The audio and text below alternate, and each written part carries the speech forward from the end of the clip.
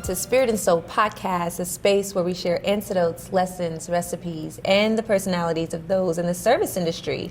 We all love a great cocktail, but we are so much more than that. We've got soul too, and that's why you love us so much. I'm your host, Courtney, and today I'm joined with Keyatta Mincey Parker. Welcome to the show. Thank you. Thank you for having me. It's so lovely to have you here. Keyatta is many things for many people within the industry and beyond, actually. She's an influencer, a philanthropist, a gardener, award-winning mixologist, an experience curator, a mentor, a community organizer. Oh my God, that sounds so official. You are her. Okay. And recently, the 2024 Tales Catalyst honoree. She's also the founder and executive director of A Sip of Paradise Garden, which is a nonprofit community garden for bartenders based in Atlanta, Georgia. She is an inspirational figure to the bar community and personally a huge inspiration to me, which you know that already. You know that. If you could use one word to explain how you're feeling today, what's that? I think I'm full. Okay. I think I'm full. When I got here, everything was so weird because you've been doing the work and then your followings grow and then you get places and people you don't know you and run up on you and recite your entire history and everything reads on my face. So I'm like, hi.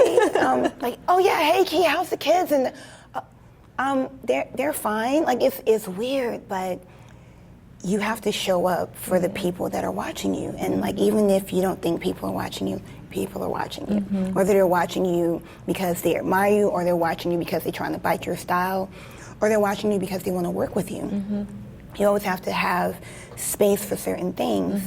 And sometimes it's uncomfortable and you just have to kind of step into it. But then you run into circles of people that see you and hug you and like, hey, I'm so happy to see you. I got to go over here. So I think throughout the week, the anxiety of being here and getting here, because Atlanta was a hot mess, child, but getting here, but I think today everything has come together and I feel really full, because when I left Atlanta I was empty, but I got here and I got really full. That's a really good feeling. Yes. That's good. Awesome. A recap on your speech. So the Tales Catalyst, I guess, brunch or day where you were officially awarded and recognized. How was that, preparing for that? You gave a really great speech, by the way. We were all very emotional. I was on the verge of tears every 5 seconds and I was holding it. I don't know why I wouldn't just let it go. I try to be so, I don't know, hardcore sometimes. So I would just be like,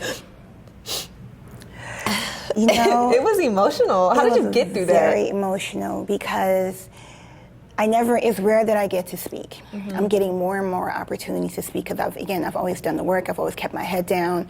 I've always supported my friends. Like, you'll hear me, but I'm cheering people on. Like, I'm not necessarily telling people what to do or anything like that, but it was just me putting it out there because I didn't know what else to do.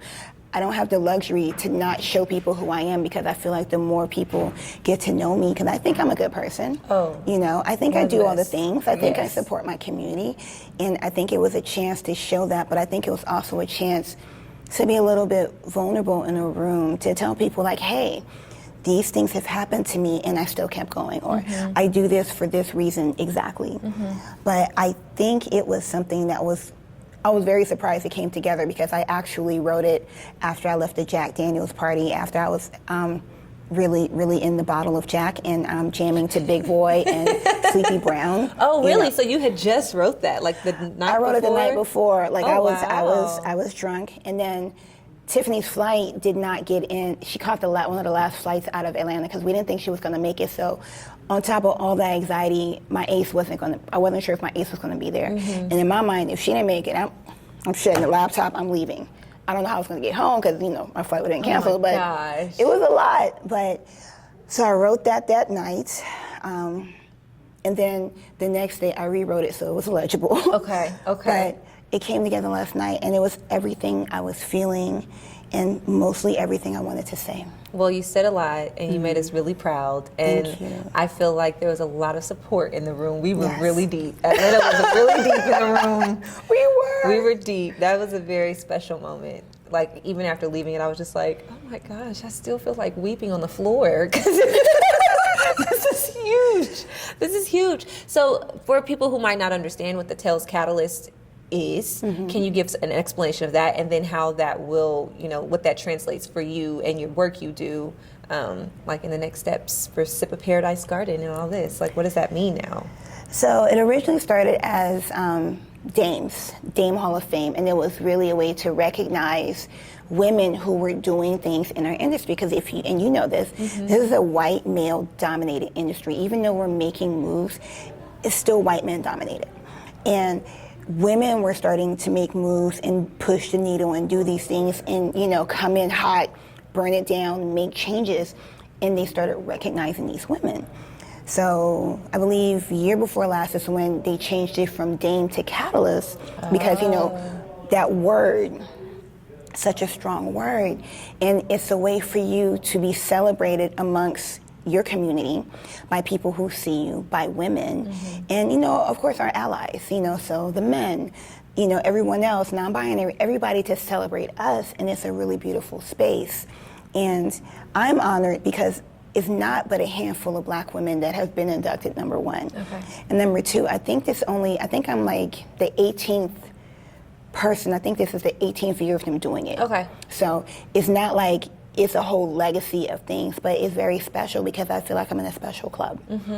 And I'm hoping moving forward with that, with my future sisters that we've all been inducted with, because these are some powerful women. Yeah. These aren't, look, these are some real mover and shakers. These are some people who have really pushed the needle in our industry. These are bar owners, business owners, philanthropists, all these things. So it's like almost being in a sorority that, hey, Dame sister, or hey, Catalyst sister, you have support, and it's built in instead of you having to search for it. Yeah. So it's a great opportunity. It's a true honor. Tails just really is something that a lot of us have come here either to be seen, to be recognized, to get education for whatever, but when they see you, even when you're not looking for them to see, because this isn't something that it's something that people vote you in. You can't apply for yourself. Yeah. People pick you, so I was picked, and I think that's what makes it special. Yeah. It is very special. I kind of want to chat about how we first met. Oh my goodness. You love telling the story. She says the story every time we meet someone. She's like, let me tell you. I do. It was a volunteer day at a Sip of Paradise Garden. It was right when I decided to start my mobile bar business. And I needed community. And I'm like, okay, me, I'm like, okay, what do we do? What's next? Throw me in. I need resources. I got questions. I am also driving myself crazy in a little world of my own in Dallas, Georgia, when I still live with my sister. So I was just like, I gotta get out. I gotta be around the people. I saw an Instagram post about the garden. Somebody had told me about the garden, but I saw an Instagram post like, volunteer day, volunteers needed. I was like, well, I love volunteering. Let me just go to this thing and see what happens. And I pop up and I'm like, hey, is this the thing? No, she popped up looking super cute. And I was like, hey. And she was like, is this the volunteer thing? And I was like, yeah. I was like, you're going to volunteer? And she was like, yes. I was like, dressed like that? And she was like, yes. I was like, oh, you look really cute to be out here with us in the dirt, but okay. And I was like, what's your name? And you were like, Courtney. I was like, with a C or a K? And you were like, C. I was like, perfect. Courtney, so across the board, in every form that I know you, she's always Courtney with a C. Like, that's how she is on my phone. That's how I address her. And unfortunately, even though this was something between us, other people were starting to call her Courtney with a C. Courtney with a C. And I'm like, they stole our thing. And you were just such a jewel. I don't think you realize, because you're doing the work too, and you're bopping in these spaces, but you're making such an impact. And it's a different impact. It's not the aggressive, angry impact that we had to come in, as the OGs, because we had to fight to be in there. And you're like, you know what? I'm going to give you this smile. I'm going to give you this cocktail. If you don't like it, here, you can take it though. And I think that's a refreshing approach. You know what I mean? Yeah. Because we came in hot, fighting and stuff. Now we don't have to fight as much, but I just love that you have that. I appreciate that. all the work that you guys have done so that I can just come in and not have to fight. So thank you. I definitely recognize that. Thank you. You're welcome, and thank you for recognizing it. Yeah, no, I definitely recognize that. A Sip of Paradise provides horticultural therapy, employment resources, and health and wellness programs for bartenders and the greater hospitality community. The goal is to recharge their minds, bodies, and spirits. Thank God, because we definitely need it. We do. I am personally a member. I consider it a place of refuge and refueling. I appreciate the community built around it and the opportunity that it provides. I love the workshops and the events that are held there. It's literally one of my favorite places to exist in Atlanta. Like, oh, what's your favorite place to go? A Sip of Paradise Garden.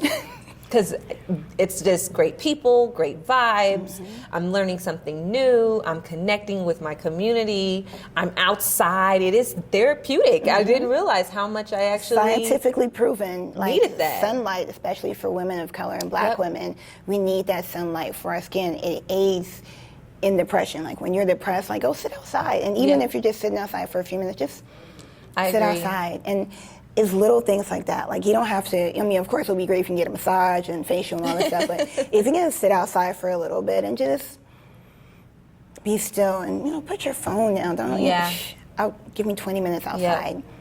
Yep. I think A Sip of Paradise is what it is because of who you are. So it is a direct, reflection of who you are. So thank you. Thank you a trillion times. I want to always give you big hugs and say thank you all the time because you're sharing yourself. You're sharing yourself in real form, and it's just really beautiful. I'll move on or I'll start crying. I really appreciate that. It's so crazy because there's so many people that are low-key trying to do the same thing. And when I first got wind of, especially one person in particular that's doing this in a different state, because this person was talking to a member to figure out how is doing this. Why not collaborate? Right. The member thought it was on collaboration, but it's really this person doing something. This person has secured so much funding to do kind of their own thing, but their thing, and I had so much anxiety, and my husband kept saying, they can do whatever they want, but it's about you. Yeah. And I didn't believe in that until like maybe, because this was like this first or second year after, and I was like, I can't believe he's trying to do this, and I was so upset.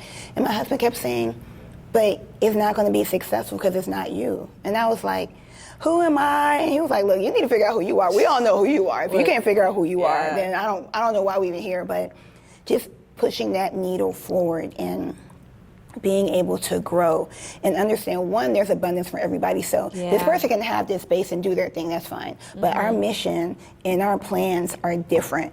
And as long as we're all here to support this community that needs this support, I think that's the biggest picture. But because sometimes you come up with an idea and you think this is the one idea you'll have in your lifetime, especially once it starts to pick up.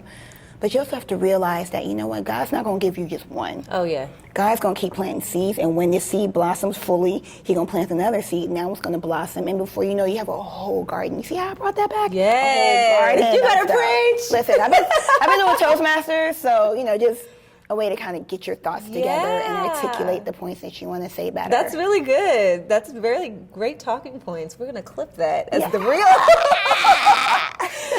So I know the garden was developed around the COVID pandemic era. It was a real purpose and a need for bartenders who long for community and support beyond the bar. Why do you feel like so many of us flock to the garden like we do? The level of participation and commitment from everyone involved is just amazing. So where do you think that stems from, and why are spaces like this so important for us in the industry? I think spaces like these are important because you want to see your friend, you want to see your homie. Like, we started as a bartenders community garden, just a space for us. Originally, the original plan was no chefs, no servers, no none of that, just bartenders. But when you think about the scope of hospitality, a busser and a food runner strives to be a server, who strives to be a bartender, who strives to be all these things. So if the bartender part is the end goal, why not include the entire community? You know what I mean? And then as far as back of the house, we need each other. If the front of the house and the back of the house are fighting, nothing great happens. So it's always been inspiring to me to connect people. And I feel like people find it to be something that's safe. They can be themselves. Yeah. You can be like, hey, you know what, last night I got really trashed. And nobody's going to be like, shame on you, how dare you, Yeah. you know. And then some people are like, you know what, I'm kind of not drinking right now. Oh, snap, good for you. I wish I was that strong, you know. Yeah. I feel like it's a space where everyone can just really be themselves. Yeah. And I feel like certain people want to get closer to us, so people are like, let me try to get close to these people. Because, you know, who doesn't love the bartender? Mm-hmm. Who doesn't love the person that brings the fun? And I think as people of service and people who are constantly bringing the fun and the entertainment, I feel like people are drawn to us anyway. Oh, yeah. And then we're drawn tighter to us because sometimes it gets weird. Yeah. So we're tight. Yeah. Like, we all stay tight. We high five each other. We pull up each other's bars. We hang out. I mean, not me so much because my schedule's tight. I'm like here. I'm the same, but what I do appreciate on the fact that you said, you know, we like to see our friends, because I'm not always pulling up at somebody's bar and coming to all the pop-ups when I'm like, okay, where can I find everybody at? And we see like 6, 7 faces all at one time. Right. Let me just go say hi and stop by. Let me go Right. to a workshop. That's And kind of, even if it's for like 30 minutes and you're in there, you see some people, you hug them like, all right, I'll see you next time, or good to see you, and you feel good. yeah. Yeah. It definitely is that space for, I mean, I know you're saying it's everybody, but I will say, like, just the other bartenders, like, there is what's the word I want to use? Just like this not unspoken, like, just community kind of understanding that's like, oh, okay, one of us, you know, like this, we're all the same here. Like, I love that. And we're not always just talking about, oh, I just came up with this cocktail. No, we're out here talking about real stuff. Yes. How's your niece? How's your mom? What's going on? Like, I feel like we all check in with each other on some level. Yes. And that's important. Yeah. Because, you know, you can have surface relationships with people all the time. But when we get around each other, we're checking in like, hey, I saw your post like, were you good? All right, what's going on with you? Or, you know, just these things. And even when we pull each other off to the side, we're like, hey, so how are you doing? Like, forget this bar, forget that. What's going on with you? How do you feel? What's going on with you? And I think those things are important. Yeah. And I think when we do it to each other, it's more honest and it's more believable. Yeah. As It's opposed to some genuine. random person who follows you on IG. Oh, girl, I saw your post. And, Are you good? I'm not about to tell you if you're I'm not good telling or you not. anything. I'm not telling you anything. Yep. So A Sip of Paradise is expanding. The original garden is located in East Atlanta, but a new garden just opened in East Point, Georgia. There is also a garden developing right here in New Orleans. It is. This is amazing, Keyatta. It is. Woo! It is. Let's go back to East Point location. How did this develop? Because I this wasn't even on my radar. I was just like, oh, it's East Point. Wait, what? Yes. So how is the programming going to be the same, you know, and operations going to run identical to like East Atlanta? Like, So the mission of everything is still the same, but the format is going to be a little bit different. And I think that's something that's going to be unique. But this is something that we are working with Melanie Styles. She is actually the owner of Cultured South as well as Golda Kombucha. And I've known her for years. Like, we've known each other for years. We've bartended together at Lady Locavores, Wholesome Wave, all these different charitable events. And she was always like, hey, I'm getting ready to get this property. If you ever want to do anything, let me know. I got you. That's okay. And it came to fruition this year because we finally sat down. My garden director, Rory Robinson, and I toured the facility. Shout out, Rory. Hey, Rory girl. Not necessarily anything that's traditional, but it's going to suit the mission because our mission is always to have a space for us to keep our members employed with resources, financial, educational, all the resources about mental health, all these different things. And Melanie actually purchased a space called Atlanta Utility Works, and it's in the historic East Point. Nice. It's this big, beautiful, broken down old refinery that has just been revamped into all these things. There's a brewery in there, there's a grocery store, there's a co-op grocery store in there, it's an event space, wedding venue, like she has goats, like it's every cornucopia of everything. So we entered into a partnership of a crawl, walk, run kind of phase. Okay. So the crawl phase, we're coming in there, we have these massive pots that we're going to fill with our herbs and edible flowers and things that we're growing. And the people in the venue are welcome to them, you know, because we're all community. Melanie also has a full running business in there, so she needs bartenders.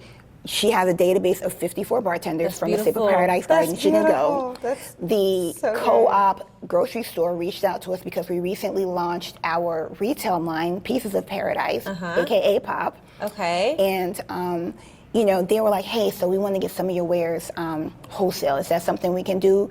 And me, Rory, and Stephanie, our communications director, we're sitting here like, pause. Can we do this? Can we do this? Can we do this? We're doing it? All right, good. Listen. We're doing it. Yep. Right? Say yes. We'll figure it Right. out. And even with the Pieces of Paradise portion, that's going to be led by Stephanie because Stephanie has this mind of merchandise and product and all these really I cool can't wait till things. that stuff comes out. Listen, I'm not playing with none of these we hoes, already so we're rep doing hard. We already rep hard Sip of Paradise. I'm talking about it to everybody. My first interview today was with Danny Childs. Yes. And I'm like, have you heard of Keyatta? You need to be at you need to do a foraging class. You need to do, he was just like, oh yeah, most definitely. Like, and I was telling him about Robbie as well. Yes. And he's just like, yeah. I'm like, okay, I'll just send you an email with her information and then, yeah, please. Connect all those dots. Please. And that's part of it too, the voice part, because so many people are like, how do people, a member of mine was like, somebody in Canada is talking about you. I was like, Canada? Wow. Oh, okay. I mean, we can come to Canada, and I'm fine with that. But just the reach of the support that I have and people that are talking. Talking.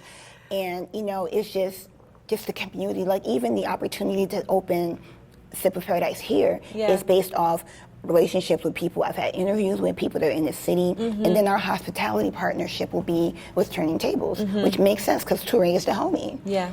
And then, I met him yesterday. Exactly. I did not. Okay. Everything's clicking. Because he has a whole database of hospitality people. So why not partner that with them instead of me having to hit the ground running looking for members that would be interested? There's a whole flock of people, alumni, and people who are affiliated or adjacent to Turning Tables that will have the opportunity to be a part of this garden. Yeah. Same thing. And when we have our 4th location, which is going to be pretty soon as well, it's going to be in Kentucky. What? Lush Life, Lindsay Johnson just acquired 30 acres of land. And we were sitting on a panel and I'm talking and she looked at me, she was like, you know, I just acquired 30 acres. What do you want to do? I was like, I want to do everything. What are we doing? So again, we'll have access to 30 acres of land. And again, Lush Life does PDX. They do Camp Run-A-Muck. Oh, yes. All these things. So again, they will be our our hospitality partner, and that's a whole database of people. I'm just amazed. Relationships are the greatest commodity you will ever have in your life. Yeah. So again, just people talking. And I don't even have no real money yet. It's coming though. Oh, you have it. It's here. It's here. It's here. It's yours. It's surplus. Overflowing. Yes.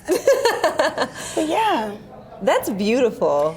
If you told me this was going to be my life after a competition I didn't want to enter, Bombay Sapphire, most imaginative bartender, didn't even win, came in like 2nd or 3rd, didn't have any real money, that this would be where I would be 5 years later, I would have called you a liar.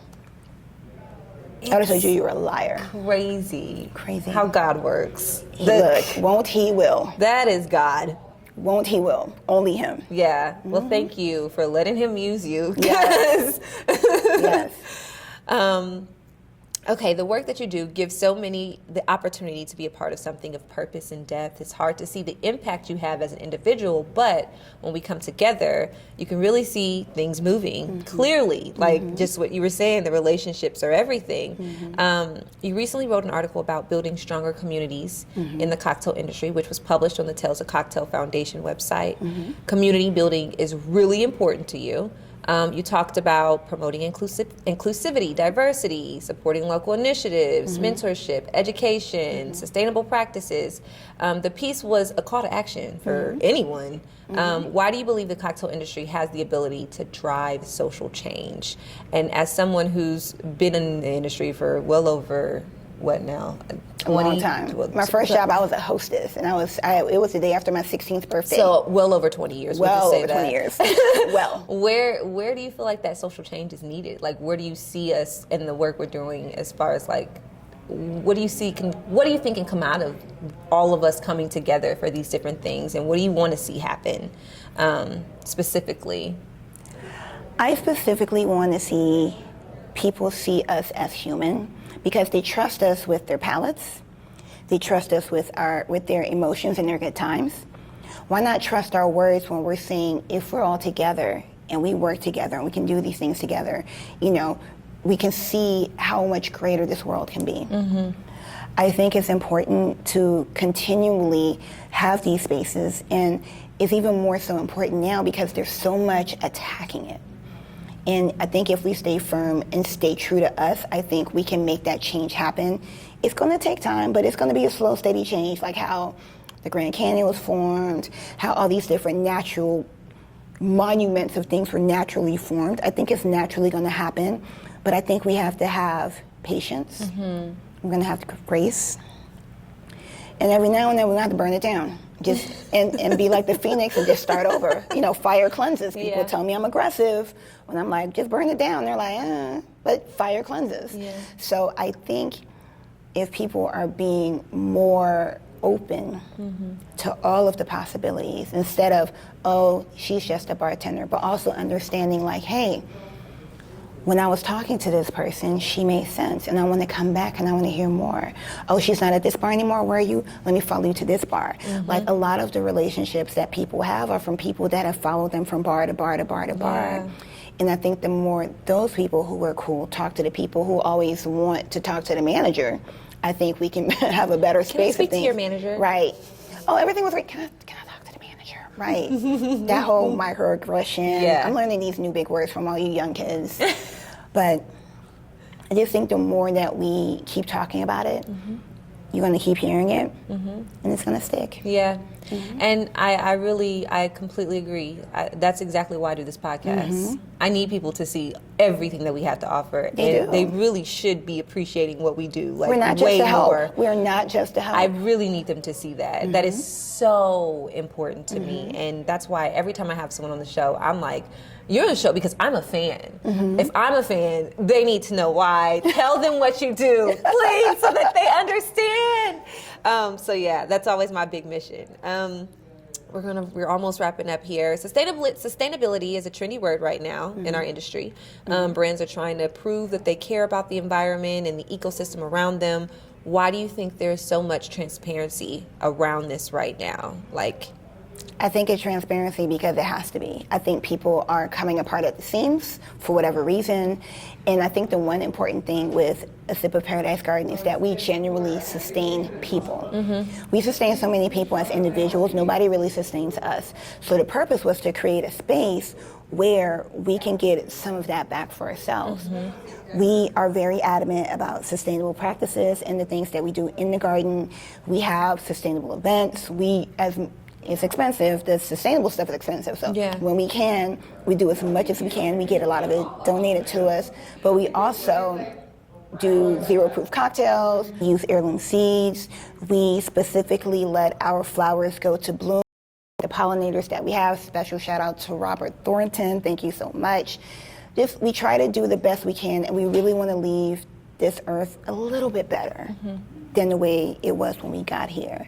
And I think it starts with sustaining the people, because if the people are coming apart at the seams, how are we going to keep going? You know what I mean? So I think those are kind of the principles that we aligned with. More brands are getting on board because they realize that these things are important to the people that bring their product to this community. And I got to make sure they're good. Let me not just sit in front of your bar, buy a drink, have a party, and leave. Let me continue to check in on you. Let me be like, hey, what initiatives are you doing? How can I support you? I think people are being more vocal with that. And I think also having more people of color in these industries, they look for us.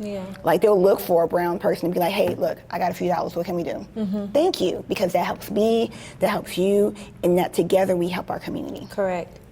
You guys are, well, I say you guys. We, A Sip of Paradise. Because you're in it too. I'm a member. You are. But the BCorp certification, you guys you mentioned trying to achieve that and getting that certification. Yes. It's a long-driven process. But we are working with another member. Her name is Keyatta Parker.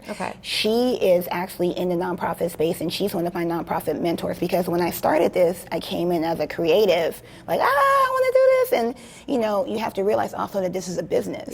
It's a business. It takes steps. And I'm having to do things that as a creative, I wouldn't have to do. Like, I have to record data. Like, I have to count the people that come to these events. I have to show impact. I have to do all these things. And part of the process on the way to becoming BCorp certified, you have to show all of these things. You have to document all of it. Yeah. And it's a process. But it's definitely a journey that I want to do, and I want that to be the umbrella that all of the endeavors we do sit on. We'll get it. Okay, speed round. Speed We're round, wrapping up. snap. Okay. Hold on. Okay. What were you most... That's water, not tequila. Okay. Look, they don't have to know. What are you most excited about this year with Tales? Like, what were you looking forward to most? I was looking forward to the wonderful dinner we had last night. Oh my God. We've been planning to do that dinner for years, and it came together so beautifully. And if you know, you know. We're not saying nothing else because it was cute and secret, but that was the thing I wanted. It was perfect. It was perfect. Oh, You were handpicked to be there. I knew, like, now I know. I'm like, oh, this is okay. Okay, I got it now. Red. That was it. Okay, I loved it. It was perfect. It was everything. Okay, what have you been experimenting with lately in the lab as far as cocktails or what you drink? What are you drinking these days? And So I've never been someone who discriminates. Well, I don't like cheap scotch. That's just awful for anyone, or anything that comes in a plastic bottle. Save yourself. Don't do it. But I've really been working a lot with, of course, garden to glass, and I've ran into some amazing people who have amazing products. Like, there's a beautiful sister out in Chicago, her name is Shawn, that she has this amazing toffee company, like black women making toffee, you know.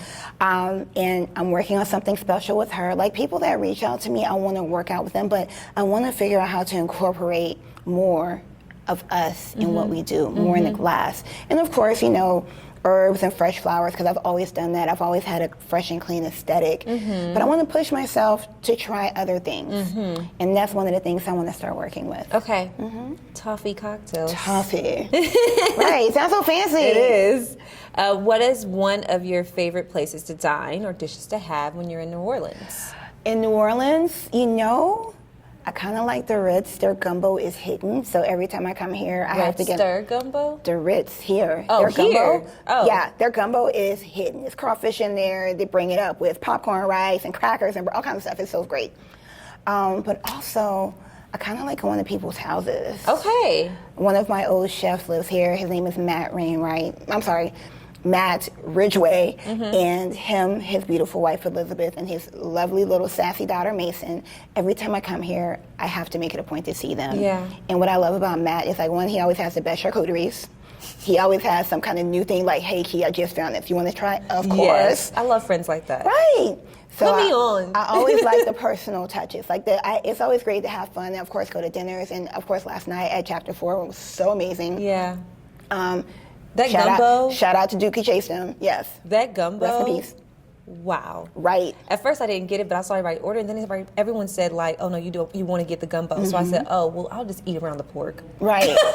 That's how good it was. Yeah, it was very good. It was very good. But, you know, just places that have some sort of legacy and have some kind of soul. Because, you know, you go to some of these places and it's fine, but you want to go somewhere where you sit in there, you see people, you like, oh, I know the chef black, or, you know, I know she did this, you know, and you want that. And you want things with legacy that have that branch to you, because it connects you. Yep.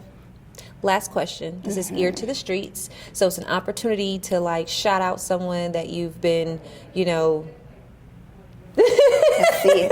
Who? shout out someone, show some love to someone. Maybe put us on. Who do we need to be paying attention to right now? Or restaurant, bar, In bartender. here or Atlanta? Like, Oh, where? wherever.